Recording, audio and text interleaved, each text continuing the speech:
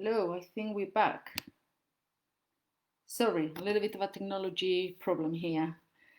So I think I've lost all the questions. I'm sorry about that. So the chat has been lost. So if you need to retype them, and then I will actually answer them back. We had some questions regarding the nerve pain, so I assume that was answered. The next one up that I was looking into, I don't know exactly which one it was. So maybe Sofia might be able to send me some. And if I can open the questions I originally had, so bear with me. If I have some questions here from before, that might be helpful to start with. But please carry on commenting and asking questions, because as soon as I receive them, I'll be able to. There you go, brilliant. I have one there coming. So my feet are always numb and painful. I can walk only 20%, and I take it 20% of your time. That comes from Sadaf. Numb and painful, yeah. So it could be what we were explaining before. So it could be related to nerve damage that then it creates the numbness and also the pain. But also the numb and the pain can also be produced by the continuous attacks of the Raynaud's. So what happens when if you have Raynaud's and you have many attacks, repetitive attacks, those nerves tend to be kind of sensitized, become really sensitive. And even though what we call the stimulus, which is the Raynaud's attack, is already ceased and finished and you're fine, it leaves you a leftover pain or sensation or either numbness or very sensitive and pain. And that could be related to the Raynaud's attacks. So pregabalin also works well for those. We find out clinically, obviously there's no big trials on this, but we know that happens, and clinically we found that pregabalin tends to work quite well for this, for that sensation, residue pain from the Raynaud's attacks. But also what we need to control is the Raynaud's attacks as much as we can. So it'll just make sure that you are using the right medication. So the right vascular agents that they would give you, like the drugs that the consultant will give you to control the Raynaud's attack. So the less Raynaud's attacks we have, you might find that it improves also the numbness of it. But that could be related to the Raynaud's, and the one that's not related to Raynaud's could be part of the disease process. But it is always important to check, and it's always important to check, is it only one foot or is actually both feet? If it's one foot, sometimes can be because the nerve has been trapped, one specific nerve has been trapped, or one specific nerve has been damaged but not the others.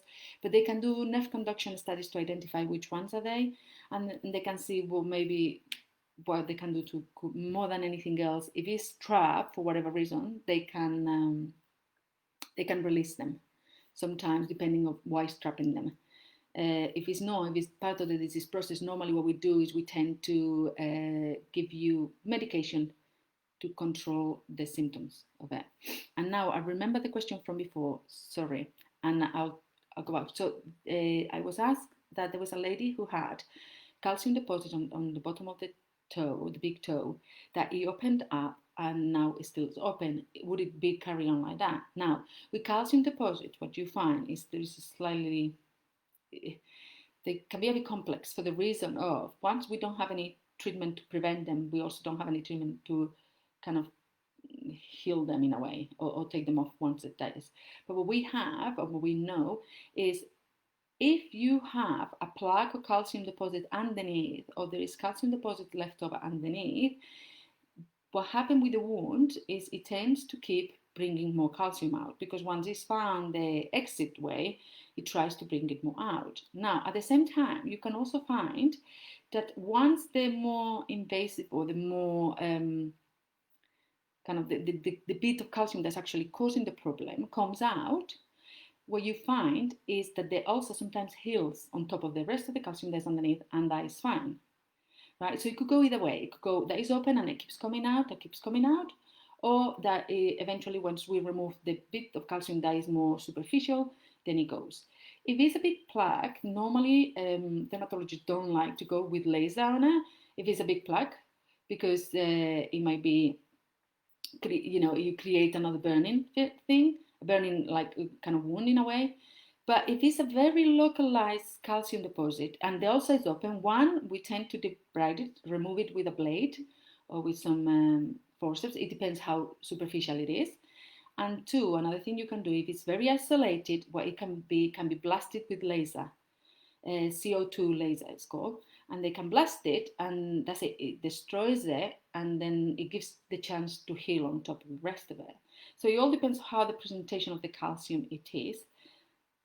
But bear in mind, those ulcers tend to heal nicer than once the calcium is removed, or the calcium that's causing the problem is removed. They tend to heal nicer than the other ulcers that are more vascular related, due to that there is no, even though this one has a relation as well with vascular problems, but those ulcers that actually are more related because there is either a blockage on the capillaries or arteries, or because it's more related to what's called the microvasculopathy of the disease, which you're not getting enough blood supply in the area. Those tend to take longer to heal than the calcium, if the calcium is removed.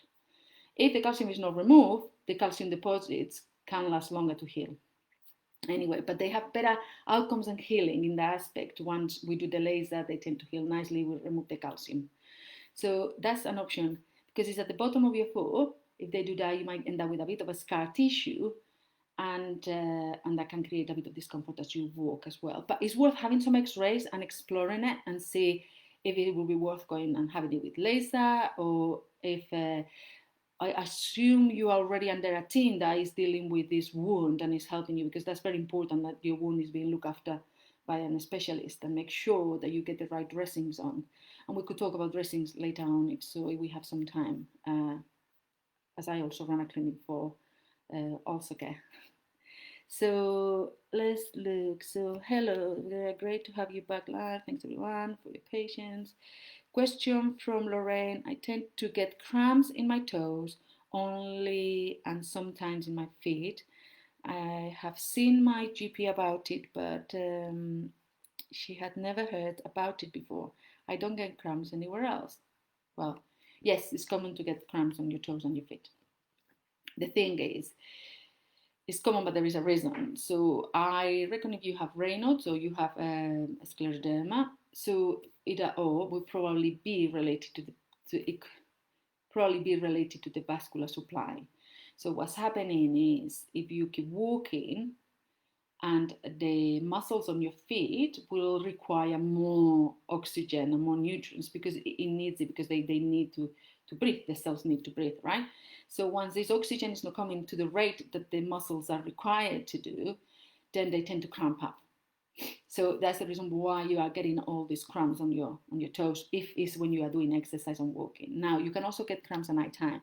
They can also be related to the fact that you actually not have enough blood supply. We're lying down, the blood is not flowing down to the legs as much as we are when we're standing up, because gravity is not there, it's in a different position. So all of these will actually create also cramps on your feet.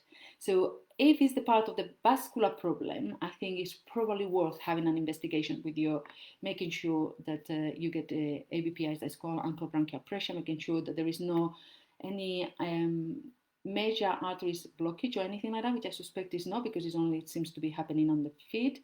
But you could have blockage with the smaller arteries, so they can do some angiograms. They can do different ways of testing it and looking into it. So worth exploring a little bit more to make sure that what is the cause of it. Another thing you could try, there are sometimes, if it's an imbalance of electrolytes or an imbalance of certain chemicals in the body, it can also create cramps. So for leg cramps, sometimes the doctor normally starts giving quinine, which quinine is found on tonic water. So drink tonic water, sometimes that kind of releases a little bit of, if it's related to the aspect of like quinine. So then you can then release the cramps a little bit. So you can start doing that, and then but by all means you have to have it checked, because to me it does look like more it's probably to do related to the vascular problem. Right, so question from Amelia. I have a calcinosis on the bottom of my big toe and it was broken, the surface of the skin. Will it ever heal? What shall I do? This is what we were talking before. This is the question that I remember, Amelia. So yes, that's what I was explaining before. Make sure you go through the venue, check in with x-rays and or ultrasound, but x-rays probably you can see perfectly well if it's isolated or not, and if you can have some laser treatment done, or if there is any wound care specialist around your area, particularly if it's rheumatology related or specialist in scleroderma, they'll be able to remove the calcium. And once the calcium is out, you can do that. Another thing which I forgot to say before, we tend to macerate the calcium. We tend to do, if the calcium is there and it's not moving, we tend to move it every time the patient comes in for new dressings. But if the calcium is still there and it's not moving, sometimes what we do is we use what's called aquaform. And it's just a liquid, it's like a gel, a dressing that's like a gel. The wound care specialist will be able to give you this anyway. And what we put it, and then we use a duoderm dressing on top, which what it does is an occlusive dressing. And what it does, it macerates it. It makes it quite soggy. And what that helps to, when next time you come to clinic, it helps to remove it.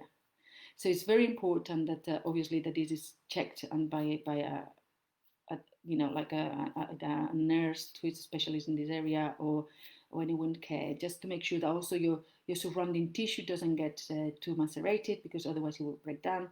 So it kind of have to be a balance. And we also say alternate it if it macerates too much around it, alternate the dressing into a dry dressing for a couple of days. This other one with the occlusive dressing, the aquaform with the occlusive duoderm for another few days. And then hopefully that softens the calcium when it comes out a little bit easier. So that's what we found clinically.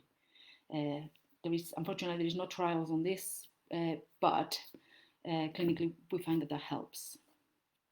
So that's part there.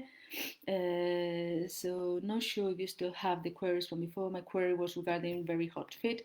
I wasn't sure if this was something to do with this condition. My feet do get cold, but also very hot, particularly at night, keeping me awake. Okay. So yes, Claire, so your feet get cold, and I suppose that's to do with part of the Raynaud on the circulation, and then when it comes night time, you lie in bed and probably you get hot feet. We tend to see this. Again, it's probably either related to the nerves or maybe possibly related to the vascular supply, I think. And just check it, because sometimes if this is bothering you a lot, there might be medication that they can help you. Particularly, make sure that we get the right medication for the vascular system. And once that's covered, if it's still present, they might just give you some sort of medication for the burning sensation, which could be nerve related.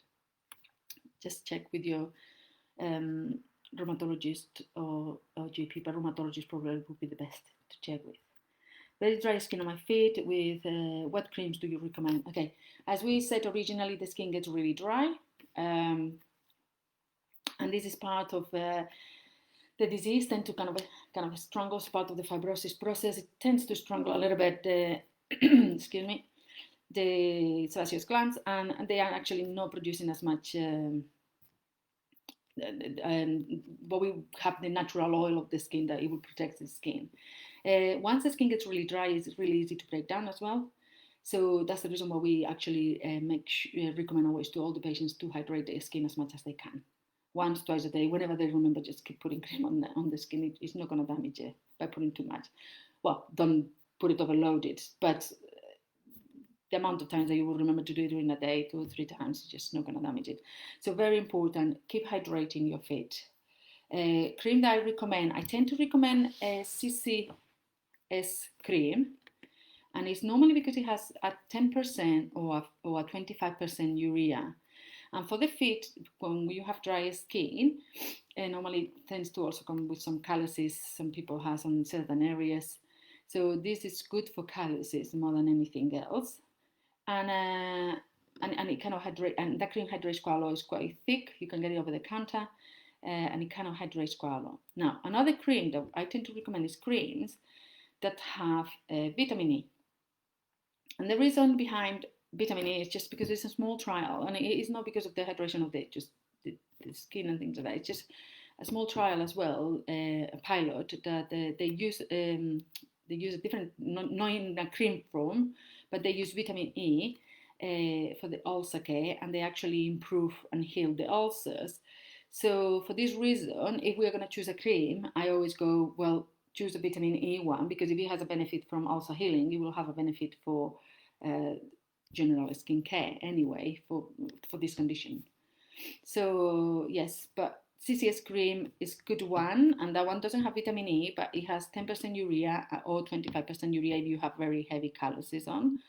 But it does hydrate really well the feet. So there are other creams, the Flextol and Calmorate, they also have urea, and that they have different levels. But I particularly like that one. It's just a preference. Creams is just finding the right one and keep creaming it. But the important thing is cream it. It doesn't matter so much which one, but just find one that suits you and make sure you cream your feet regularly and a lot. Another thing you could do is you can cream your feet. Best time is after shower or bath, because the skin is already taking the moist from the water, and by putting the cream you're sealing the moist in. By sealing the moist in, you're retaining more moist on that skin. And what is another thing that you could do is there are some socks and some gloves, because the same dryness sometimes happens on the hands. Some gloves and socks that you can find on the internet, that they also tend to have like a silicone lining inside, and they are very useful once you put your cream to have them for a few hours, or if you socks you can have it overnight, and on your hands, and then they hydrate really well the skin. Now when you're buying this, I would say make sure you be careful which type of silicone you're getting, and this aspect, don't go for the cheapest ones because they come from somewhere, but just make sure that what you use is actually from is a registered company that is actually bringing products that are reliable, and that there are no problems with the silicone type of oils that are produced. Because certain silicones, or the oil that silicones also produce oil, and certain oils could kind of create a problem with the skin. So just make sure that it comes from a reliable source, no way. So Rhonda, thank you for your advice. I was given insoles for plantar fasciitis. My question is the condition causing me to walk inside on my foot. So Rhonda, the question is it, are you walking inside on your foot because it's less painful, or are you walking inside on your foot because you have more like what we call like a flat feet type of tendency, or that's not the technical word, but it's probably the one that you would relate better. So if that's the case, you need some insoles to support better, and also with the plantar fasciitis you need quite a lot of stretching exercises, and also you can alleviate by using cold. But the problem with using cold with scleroderma is we trigger in Raynaud, so you don't want to do that. So if you just get a tin of tomatoes or what kind of a drink, something, don't put it on the fridge. Normally we say put it in the fridge, but you can use it and roll it on the plantar, the aspect of your foot, and that will kind of massage your feet as well. At the same time, you might maybe just give a little bit of more, not only the relaxation of it, but also actually the stretch of it by rolling the foot on top of the can. So, but obviously it's the insole. So if you are tilting in, if you actually walking too much in, the insoles might need a little bit more support, and they need to be tweaked a little bit. So go back to your podiatrist, and then they should check again that. Now, so Lorraine, I suffer with cramps in my toes and in my arches, but nowhere else. I have seen my GP about it, but she never heard about it. Don't keep my feet warm at all times. So yes, this is similar to the one that we've seen before. So again, yeah, keeping your feet warm will help not to do the Raynaud, so therefore you might not get the cramps related to the oxygen. By keeping your feet warm, also you're improving the blood flow to your feet. By improving the blood flow to your feet, the oxygen gets easier to the tissues, the muscles and everything, and you reduce the cramps. What we tend to see also is walking is a good exercise. So keep walking. Just make sure that you have to feel warm and things like that, but keep walking, because what we found is with leg cramps, once an artery is blocked, if you keep walking, the development, the body kind of sometimes is clever enough to kind of produce another concomitant that's called small artery or something like that, or capillary around the area, and that what it does, it brings blood through a different way. So if you find like a side road, it creates a side road to the main road to give the blood to the area. So by walking and exercising, so exercising is always good within the pace that you can, and don't overdo it, but keep going, don't stop. That's one of the good things to do. And again, checking, make sure that you're on the right medication for the vascular supply, and make sure that that there is no other problems or blockages further up on the arteries. If you ever, when you have vascular problems, if you ever find that there is like any change in the skin color, like darkening dots or anything like that, that are very painful, the pain is constant, or you become like very purple fingers or whitish, and they are painful all the time, you don't leave it. You go straight away to your rheumatologist. They should give you iloprost, which is a vasodilator, to get the blood flow going there, because we don't want to develop any ulcers in those areas. So always keep looking for any changes, and particularly the pain is constant. That's something that you really need to have it checked. This time and in the winter, I have toe ulcers at night. They are pins and needles and very hot. Yeah. So Paula, similar things. Your feet are blue most of the time. And in the winter, I have toe ulcers. Yes. So the people who has ulcerations, make sure, which I'm sure you are, because if you're under any consultant, they've gone through all of these. But there is a regime of medication that they have to give you and start trialing. And make sure you've been on sildenafil, or that you're getting the iloprost regularly when it comes particularly more in winter time, or well, they probably start with the sildenafil. They'll start with calcium channel blockers and ACE inhibitors and other things, but then they'll go into the sildenafil. If that's not good enough, they'll go into the prostanoid, which is the iloprost. And then if not, they'll give you the iloprost and they'll sildenafil, and if not, they'll go to the bosentan. But that is the consultants will know all of this, and they will be able to provide you the right regime of medication. Importantly, if you actually had ulcers and then they keep reoccurring, you have some now and then later on a few months it happens again and it happens again, they should put you on bosentan. Bosentan it was a drug that it was very expensive at the time, but now it's gone off patent, so it's kind of much more cheaper, so it's more accessible, and it can be prescribed much more easily than it was before. We don't have to expose as much cases to the pharmacist and so on to provide us. It can just be provided. So make sure you are on the right regime of drugs. And I know sometimes taking drugs is not the greatest thing, because we think, oh, we're taking too many already. But sometimes you have to balance the benefits that you're going to get, and it's worth exploring that area. So yes, that would certainly make sure the circulation is right. And if you is right for that, then the pins and needles and the very hot and things like that can be related to the nerve damage related to the poor circulation originally. So address the vascular problem first. Hopefully that will sort the sensation and the symptoms from the pins and needles and are very hot.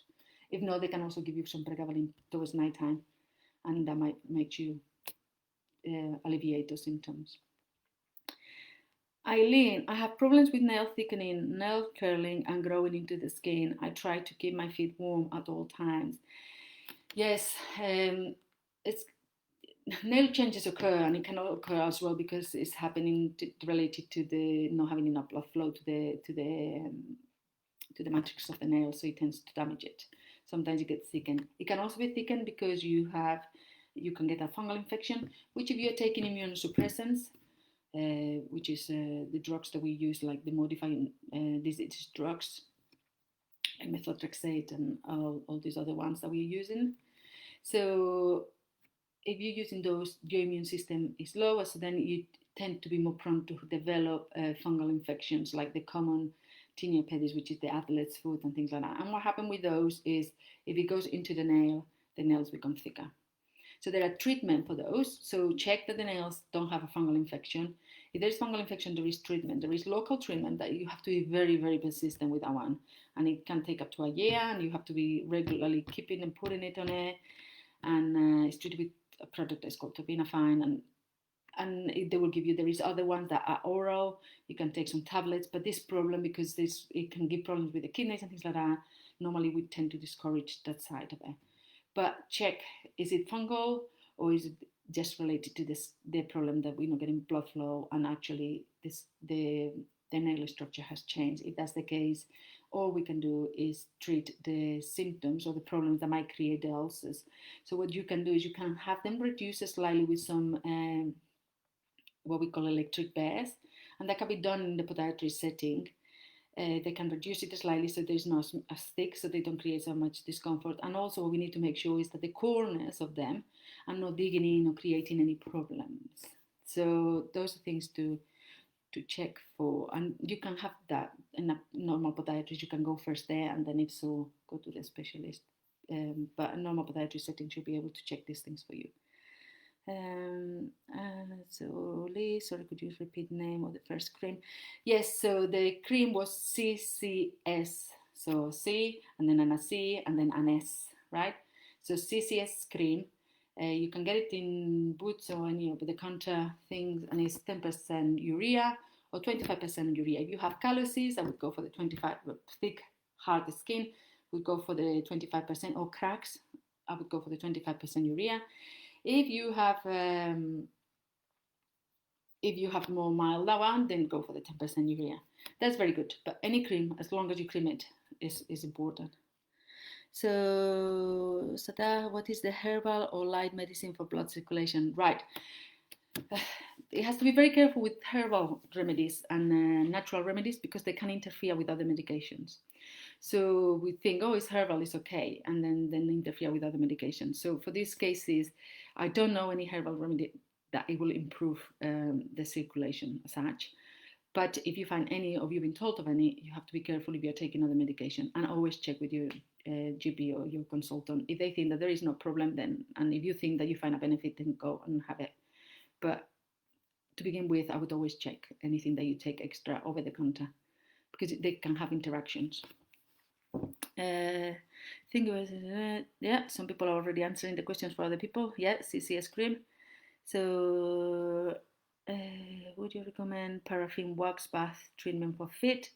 Yes, paraffin, it will nourish the skin. So, yeah, if you have access to, so it's Mary who is asking, would you recommend paraffin wax bath treatment for feet? So, if you have access to them and you think it's beneficial, then do it. But the regular creaming of every day is accessible to all, and it tends to be as good as sometimes. But if you have access, why not?